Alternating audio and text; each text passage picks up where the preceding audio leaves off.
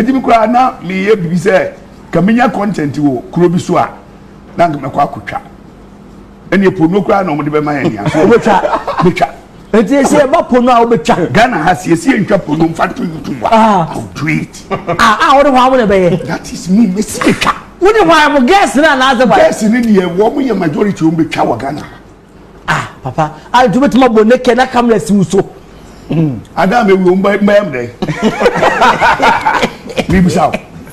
ada obewu ada me wo mbam mu nware me ye dware me anye nipa na wo ho ade na odidi nsamfo ni ani me bo kwabra mu ye bibia it so what was see na obi aba me kuta $2 million. This is 2 girls and my bed ni camera si so you twa omumra me wura wo ho action omdi 2 million no atwo I see them hobby mama enu camera da so me plan is Hi, Poleeno Multimedia. I'm strong Poleeno. Ade say na your first time now over here. Subscribe to the channel and click the bell notifications so that anytime we drop any video biano, you get it straight. Entertainment more and sama air trend and na discuss near BB me hun sama nipa na so me see there to join. Now so we munchirim what I say. Many good boy wa and ti I be twetwen komo. Good boy. What I say? Bibia woko there. Bibia woko. Say bibia hye. Bibia hye. Okay, and some boys and I say Kumawood actor or boys siki ede atudwa say yamanu pono a obetwa ebi obi nim pono like or say S videos men kind sa S videos no say all the man no na money scar obetwa because say YouTube kra ha say no so nkoma makwan say wo say yentwa pono a enka obetwa ede ato nyo no nko be pe guess na nka on the omotwa uni mo boys siki a me ne ye interview bi wa ya o ka say previously no the past now on my 2,500 and ada but she say no nyame edenensa aka na nti sa nyoma nyina no wabo agu ana otu efo na odi atudwa say see a man pono betwa why video no emra on papa kumase tena say yeah papa kumase uzan say more $2 million obey or say pen then I was doing a fan video. Oh, say a idea obetumi aye no waka ho asem. Okay. What I say? Cause meaning so we ka say na panyimu na waka we na o yesi but ade ne ba obetumi atwa. Okay. What I say? Nti na waka say wo. Scan kwa de o sing scan po de hu ya. On fa scan ngu baby na. Ade na no be. You try de no correct. Okay. Me nim some nim password na ota and colleague comedy videos. O no send me voice note say ono no pe baby anko obetimi atwa po no. Enti say mo link bi o han ka me fa ma na boys kiso e de abetu dwa no. Enti unim say e ade a what system nim ankofo bi dey. What system nim? Amount for crowd try some baby dama ya chiom. Okay. What I say? Cause one say Ghana dey a criminal e say yeah, we active pono. We active pono. But enya sa pa bossu. Anka boys ni say na bisime twa pono no. Because Safia are no so Kumawood no so ka say onya o man pono na man sika obetwa. When me srɛ say we director ni yi me nso nya bia me nso metwa. O so nya bia betwa. Oh na den. Oh but on a more serious note no dey emfa say enka industry no and as a movie industry no enka ejina na so to say before na o ye sure say enka obeka asem we ye ono ani opinion no kan enye say movie industry e kofuma na say bibi asem no enye sika asem so utie nkomo na wodi na obisa say sika sen ne ka ho sika no kwa de no enye sika na asem kwa no ye mu bi bebre o sa ro no de ma ye ndwini sika no what I say me wo boys amun enya pono mbetwa e wo ho mo enye sika asem kura so what I say enti boys de no ka no e ade a opeso wo ye what I say wadwene ho wona komam ni tirim say onya bi obeye okay but asin say oye for trend and I say oy den kra na oye sad denti no ka denti no enye denti o ka asem woni tirim so obeye but asema ye busa ye ho say papa payimu a wati do say e den na woye we say de age so what I say eno ne question was say busa ye enye say be a movie call from one na say okay what I say nti say o say yes happen na ye na etwetwe nkomo na yebusa na about denti ne kondo say ba onya sure say on say ono no for a massam no waya duro point baby anka obeye na nka ngofo say yeah okitamu oye porn star on the metron. I was like, for a proud of America, say, yeah, I'm a porn star up here. Yeah, and see, ebia, and also a countina, ebia, or person calling yes.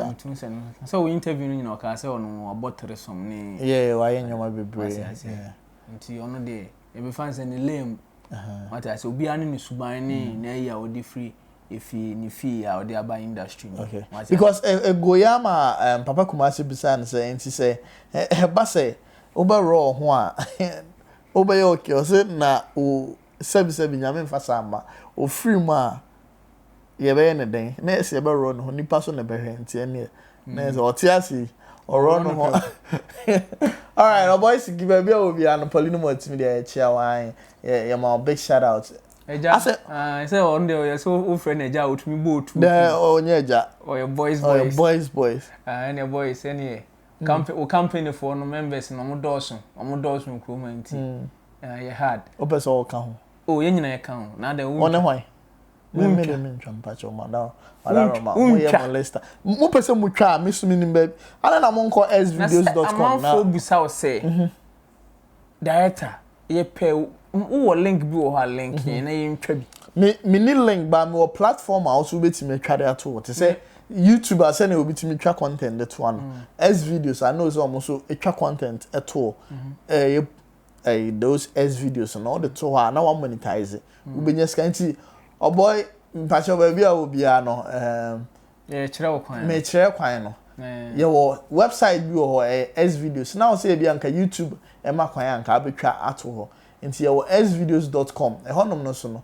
enye say ahwefo me promote here mo but me kire kwan se na we bia ye be fese say no S video no e kwa na oda nti onim de twasona me mama kire mu me so me kama asem o ba kama asem S video ho na o ka no e ho na oda okay wonim kwan no okay why I say it may be a channel ni wo wonim ade na unya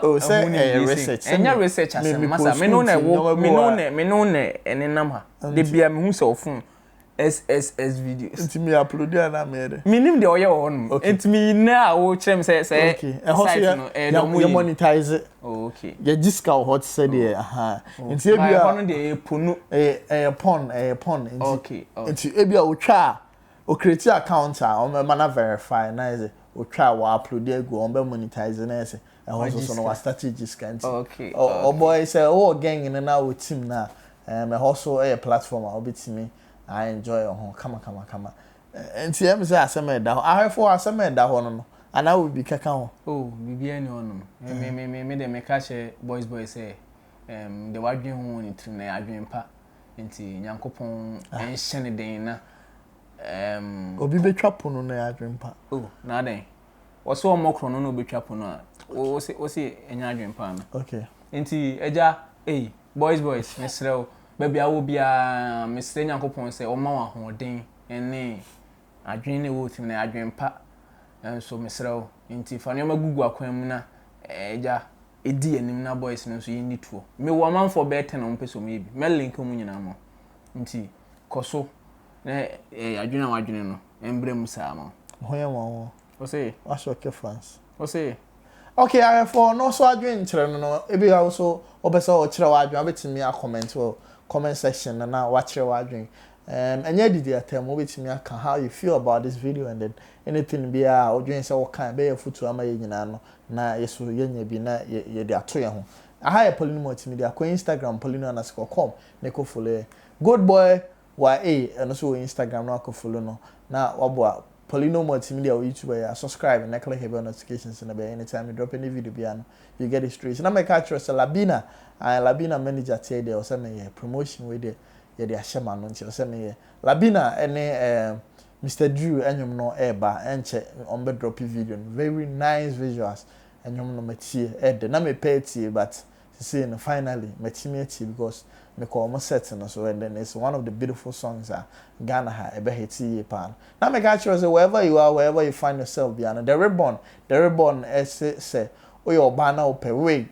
enko fa way ga o na ma na obi de nza kan ya na etu and I say ununum na etwetwe na bi the reborn ebe ma nice way ga o de sha wa wo be feel say yeah or your ba no wa hye wig kama nti say o pese on Fred the ribbon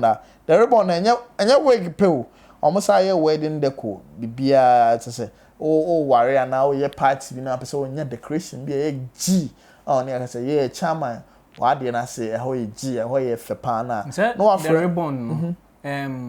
chairman Rabia